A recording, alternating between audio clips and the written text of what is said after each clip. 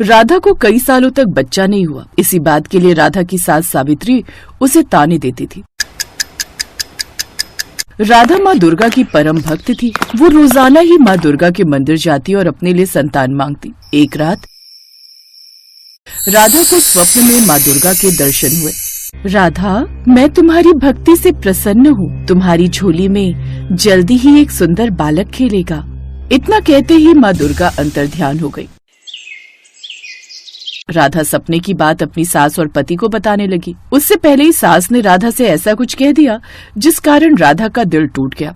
राधा, अपने माता पिता को बोल देना कि हम सुरेश की दूसरी शादी कर रहे हैं। तुम तो इस घर को चिराग दे नहीं सकती हो, इसलिए हमें तो दूसरा रास्ता अपनाना होगा।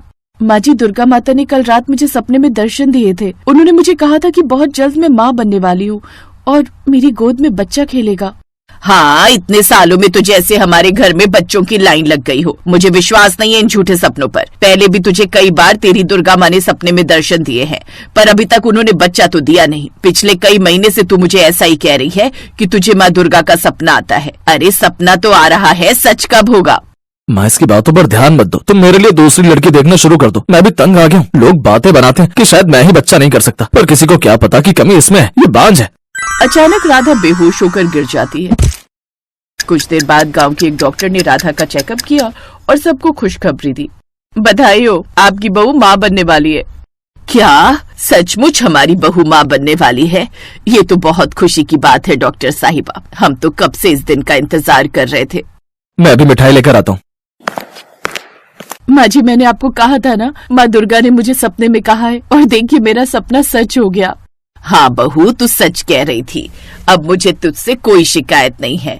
बस अब जल्दी से इस घर में बच्चे का जन्म हो जाए तो ढेर सारी खुशियाँ आ जाएंगी।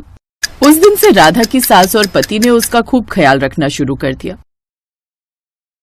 इधर राधा बच्चे के आने की प्रतीक्षा कर रही थी। उधर माँ दुर्गा के चेहरे पर चिंता की लकीरें देखकर नारद मुनि उनसे इस चिंता का कारण पूछ रहे थे। हे जगदम्बा, आपके चेहरे पर चिंता की लकीरें कैसी? अब तो आपके आशीर्वाद से आपकी भक्त राधा माँ बनने वाली है। देवर्षि नारद, मेरी चिंता राधा के आने वाले बच्चे के लिए है। राधा के घर जिस बच्चे का जन्म हो रहा है, वो बच्चा अपने पिछले कर्मों के कारण एक पैर से विकलांग होगा। पर माता, आप तो ऐसी अनहोनी होने से रोक सकती हैं। देवर्षि नारद, पिछले जन्म के कुछ कर्म हमेशा हमारे साथ चलते हैं, इसलिए शुरू के 5 वर्ष तक इस बच्चे को अपने पिछले जन्म के कर्म काटने होंगे। उसके पश्चात ही मेरी कृपा से ये बच्चा फिर से ठीक होकर चलने लगेगा। राधा मेरी परम भक्त है। मैं जानती हूँ उसका आने वाला बच्चा भी इस जन्म में मेरा भक्त बनेगा और मेरी ममता से वो सभी कठिनाइयों से बचता रहेगा और फिर राधा के जीवन के सारे दुख दूर हो जाएंगे। बस राधा को मुझ पर पूर्ण विश्वास और संयम रखना होगा। कुछ समय बाद माँ दुर्गा के आशीर्वाद से राधा एक बहुत ही सुंदर बालक को जन्म देती है, पर बालक जन्मजात विकलांग है। ये बात जब उसकी सास और पति को पता चलती है तो फिर से उनका व्यवहार खराब हो जाता है। हमारे तो भाग्य ही फूट गए। बताओ, इतने समय बाद औलाद हुई, वो भी अपाहिज। अरे तेरे लंगड़े बेटे का हम क्या करेंगे? मनहूस कहीं की। माँ, मैं तो कहता हूँ इसे इसके बेटे के साथ यहाँ से मायके भेज दो। मैं इस लंगड़े को बिल्कुल नहीं देख सकता। ऐसा मत कहो, अभी मेरे बच्चे को बड़ा तो होने दो। अभी तो इसे जन्म लिए हुए 4 दिन नहीं हुए और आप दोनों इस पर ऐसे जुल्म कर रहे हो। मैं अपने बेटे को पाल लूंगी, आप लोगों को कभी तंग नहीं करूंगी। मैं इसे पालने के लिए खुद मजदूरी करूंगी। जो करना है अपनी माँ के घर करना, हम इसे यहाँ नहीं रखेंगे। राधा की सास और पति ने उसे घर से निकाल दिया। राधा रोती हुई अपने बच्चे को लेकर मायके आ गई और उस दिन से राधा ने खुद से मजदूरी करना शुरू कर दिया। राधा ने अपने बेटे का नाम तिलक रखा। तिलक धीरे धीरे बड़ा होने लगा, पर वो चल नहीं पाता था। राधा उसे गोदी में उठाकर नहलाती, धुलाती, तैयार करती और माँ दुर्गा के मंदिर लेकर जाती। तिलक राधा के साथ मिलकर माँ दुर्गा की पूजा करता। तभी मंदिर के पुजारी बाबा उसके पास आए और उससे बोले, राधा बेटी, तुम कह रही थी ना वैष्णो देवी के लिए बस जाएगी, तो मैं तुम्हें बता दूं, अगले हफ्ते वैष्णो देवी यात्रा के लिए मुफ्त बस सेवा दी जा रही है। तुम चाहो तो वैष्णो माता की यात्रा पर जा सकती हो। तुम्हारा मन था ना तिलक को माता वैष्णो के दर्शन कराने का? हाँ पंडित जी, मन तो बहुत है तिलक को माँ दुर्गा के मंदिर वैष्णो धाम ले जाने का। वैसे इससे अच्छा मौका मिलेगा भी नहीं। मैं चली जाऊंगी पंडित जी, आप मेरे लिए बोल दो। राधा बहुत खुश थी। वो अपनी माँ के साथ बेटे तिलक को लेकर वैष्णो देवी की यात्रा पर जाती है। कटरा पहुँचने के बाद वो लोग वैष्णो देवी की चढ़ाई शुरू करते हैं। कुछ घंटे बाद राधा वैष्णो धाम पहुँचती है। राधा तिलक को वहीं एक बेंच पर बिठा देती है। माँ, आप तिलक का ध्यान रखो, मैं प्रसाद खरीद लूँ, फिर हम दर्शन को चलेंगे। ठीक है बिटिया, तू प्रसाद ले आ, तब तक मैं तिलक को देखती हूँ। राधा प्रसाद लेने के लिए चली जाती है। नानी माँ, मुझे बहुत प्यास लगी है, पानी पीना है। पानी पीना है बेटा, मैं सामने नल से लेकर आती हूँ। राधा की माँ तिलक के लिए पानी लेने चली जाती है, पर जब वो वापस आती है तो तिलक गायब था।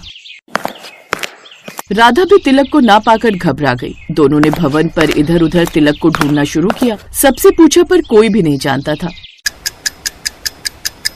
माँ, तिलक कहाँ गया? वो तो चल भी नहीं पाता है। हे माता रानी, मेरा बच्चा कहाँ है? अभी थोड़ी देर पहले ही तो मैं उसके लिए पानी लेने गई थी, कहीं कोई उठाकर तो नहीं ले गया। हे वैष्णो माता, तिलक की रक्षा करना। एक बार हम भवन के अंदर देखते हैं, कहीं तिलक भवन के अंदर तो नहीं है। राधा तिलक को भवन के अंदर ढूंढती है। तभी राधा और उसकी माँ की नजर भगवान के दरबार में चल रहे माँ दुर्गा के कीर्तन में जाती है। भक्त माँ दुर्गा के भजन गा रहे थे और एक छोटा सा बच्चा उन भजनों पर नृत्य कर रहा था। उसके गले में माँ दुर्गा की लाल चुन्नी थी। वो छोटा बच्चा कोई और नहीं बल्कि तिलक था। राधा और उसकी माँ की आंखों में आंसू आ जाते हैं। माँ दुर्गा के चमत्कार से तिलक के पैर ठीक हो गए थे। माँ दुर्गा ने जैसा नारद मुनि को कहा था बिल्कुल वैसा ही हुआ। तिलक 5 वर्ष का हो चुका था। माँ दुर्गा ने वैष्णो यात्रा का फल दे दिया। राधा के बेटे तिलक के पैर ठीक कर दिए। हे देवी मैया, आपका लाख लाख शुक्र है। आपने अपने चमत्कार से मेरे बच्चे को ठीक कर दिया। मेरा तिलक खेलने कूदने लगा। आपकी जय हो दुर्गा मैया, आपकी सदा ही जय हो। राधा खुशी खुशी वैष्णो देवी की यात्रा करके वापस लौटती है। अब उसका बेटा तिलक बिल्कुल ठीक हो चुका था। सुरेश और उसकी माँ को जब ये बात पता चलती है कि तिलक चलने फिरने लगा है तो वो राधा को वापस बुलाने के बारे में सोचते हैं, पर राधा उन्हें साफ मना कर देती है। शायद राधा का ये फैसला बिल्कुल सही था। दुख की घड़ी में उन दोनों ने उसका साथ नहीं दिया, उसे घर से निकाल दिया, इसलिए तिलक पर उनका कोई हक नहीं था। माँ दुर्गा का नाम लेकर राधा अपने बेटे तिलक के साथ खुशी खुशी जीवन बिताने लगी। शिवपुर गांव में आदि और शालू अपने चाचा प्रीतम और चाची नर्मदा के साथ रहते थे। उन दोनों के माता पिता का देहांत रोड एक्सीडेंट में हो गया था। जहां प्रीतम बच्चों को बेहद प्यार करता था तो वहीं नर्मदा उनके साथ बहुत बुरा बर्ताव करती थी। एक दिन शालू घर के बाहर अपनी सहेलियों के साथ खेल रही थी। तभी नर्मदा उसको आवाज लगाते हुए कहती है, अरे ओ शालू की बच्ची, कहाँ मर गई? अभी आई चाची। जब देखो तब खेलती रहती है। घर का काम क्या तेरा बाप करेगा? पर चाची, घर का सारा काम खत्म करके ही मैं खेलने गई थी। काम खत्म हो गया है तो रात के खाने की तैयारी कर ले, तेरे चाचा आते ही होंगे। तभी आदि वहाँ आ जाता है। क्यों रे, कहाँ घूम रहा था? कभी घर पर भी टिक जाया कर। चाची, मैं पास वाले दुर्गा माँ के मंदिर गया था। मंदिर जाने की क्या जरूरत थी? खेत पर ही चला जाता अपने चाचा का हाथ बटाने, उन्हें भी कुछ आराम मिल जाता। हाँ चाची, पहले खाना खा लूं, फिर चला जाऊंगा। पर खाना तो खत्म हो गया, अब रात को ही मिलेगा। आदि बिना कुछ खाए भूखा ही खेत पर जाने के लिए निकल जाता है। पर शालू को ये बात अच्छी नहीं लगती और वो अपनी चाची से कहती है, चाची, आपने आदि भैया से झूठ क्यों कहा? वो भूखा ही चला गया। तू जरा सी लड़की मुझे झूठी बता रही है। आने दे, तेरे चाचा को फिर बताती हूँ तुझे। फिर शाम को दोनों चाचा भतीजा घर वापस आते हैं।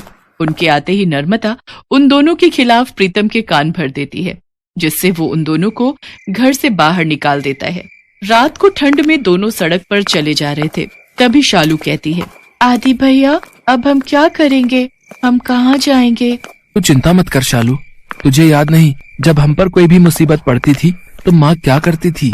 मुझे तो कुछ भी याद नहीं भैया, मैं तो बहुत छोटी थी ना। आप ही बता दो, क्या कहती थी हमारी माँ? माँ हमेशा कहती थी कि माँ दुर्गा का सदा ध्यान करना चाहिए। उनकी पूजा करने वालों पर कभी कोई मुसीबत नहीं आती। चल, अब हम सीधा माँ दुर्गा के ही मंदिर चलते हैं। इतना कहकर दोनों बच्चे माँ दुर्गा के मंदिर चले जाते हैं और भूखे प्यासे रात को वहीं जमीन पर सो जाते हैं। अगले दिन सुबह जब पंडित मंदिर का दरवाजा खोलकर अंदर आते हैं तो उन दोनों से पूछते हैं, अरे तुम लोग यहाँ कैसे आए? फिर वो दोनों अपनी सारी कहानी पंडित को बताते हैं। वो सब तो ठीक है बच्चों, पर कोई भी तुम्हें मंदिर में रहने नहीं देगा। पंडित जी, हमें कुछ दिन यहाँ रहने दीजिए, फिर हम कोई ना कोई ठिकाना ढूंढ ही लेंगे। अगर तुम लोग चाहो तो मंदिर के पीछे मेरी कुटिया है, तुम कुछ दिन वहीं रह सकते हो। जैसे ही तुम्हें कोई ठिकाना मिल जाए तब चले जाना। इसके बाद आदि और शालू पंडित जी की कुटिया में ही रहने लगे। आदि मंदिर की साफ सफाई करता तो वहीं शालू माँ के लिए फूलों की माला बनाने का काम करती। ऐसे ही कुछ दिन बीत जाते हैं।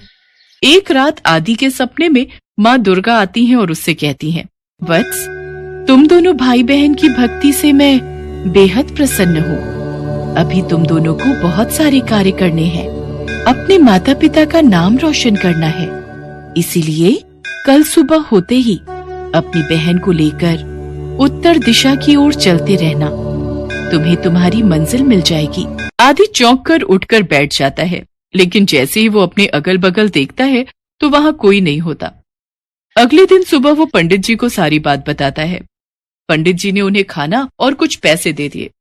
दोपहर होते होते वो दोनों चलकर काफी दूर निकल आए थे। फिर दोनों एक पेड़ के नीचे बैठकर खाना खाने लगे। तभी उनके पास एक भिखारी आता है। फिर आदि और शालू अपने खाने में से थोड़ा थोड़ा उस भिखारी को भी दे देते हैं। बच्चों, तुम दोनों ने खुद आधा पेट खाकर मुझे खाना दिया है। मेरे पास तुम्हें देने को तो कुछ नहीं है, पर आज मैं तुम्हें ऐसा मंत्र बताता हूँ जिसका जाप करके तुम जो भी काम करोगे उसमें सफलता तुम्हें जरूर मिलेगी। पर बाबा, आपको इस मंत्र के बारे में कैसे पता?